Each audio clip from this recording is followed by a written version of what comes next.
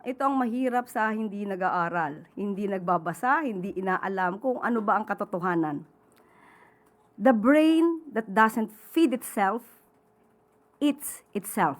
Yan ang sabi ni Gore Vidal.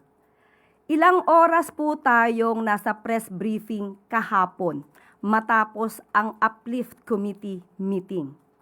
Halos 2 oras tayong nagkaroon ng diskusyon kung ano ang tulong ng gobyerno, ano ang maaari pang ibigay na benefits sa ating mga kababayan.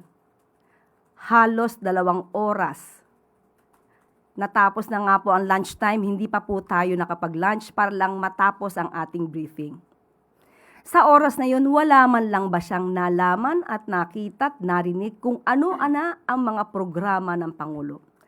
Nakakalungkot para isang public servant, no? Nakakalungkot para sa isang public servant na lumalabas